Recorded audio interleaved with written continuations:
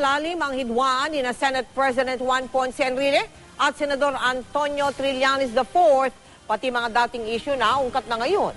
Si Trillanes, hinamon pa nga si Enrile na kasuhan siya, hamon na hindi raw papatulan ni Enrile. Nakatutok si Jam, si Santos. Ang dating magkaalyado at magkakampi, tila mortal na magkaaway na ngayon. That you have met them. Matapos magbangayan sa Senado kahapon na nagsimula sa isyu ng paghahati sa Camarines Sur at kalaunan ay nauwi ang sagutan sa umano'y pakikialam ni Trillanes sa agawan sa teritoryo sa West Philippine Sea. He is a GMA lucky.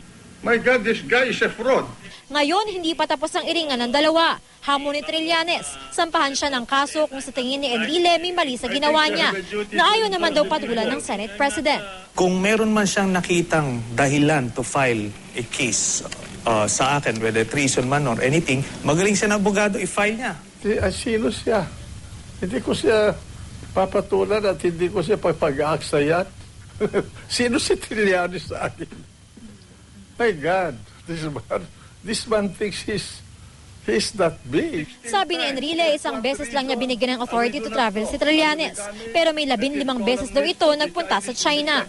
Sabi ni Trillanes, lahat ng lakad niya alam ng Malacanang. Gastos din daw lahat ng palasyo. Karamihan daw sa biyahe niya sa China, hindi raw diplomatic passport ang gamit niya.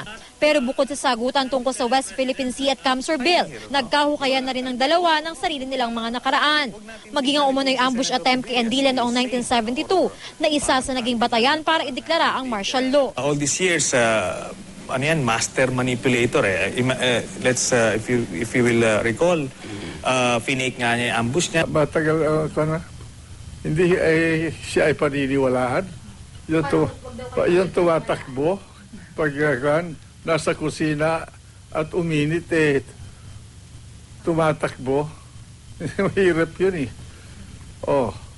Tumakbo sa Oakwood, tumakbo sa Peninsula, tumakbo sa Senado. Itong tao na ito, he shot himself in the foot.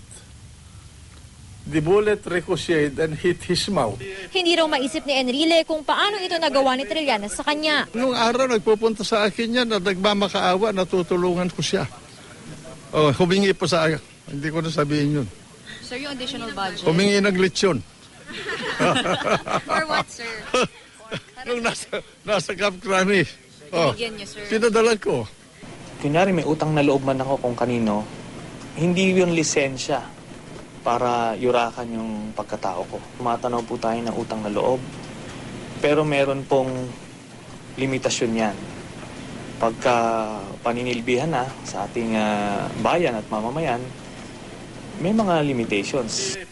Suportado pa rin daw ng mayorya si Enrile. Si dating Pangulong Estrada na kaalyado ni Enrile, dismayado raw kay Trillanes. I'm grateful, ingrato. That's what I can say. And it's proven. Jumping from one party to another. I value friendship and I appreciate all those who have helped me. Jam si Sante, nakatutok, 24 oras.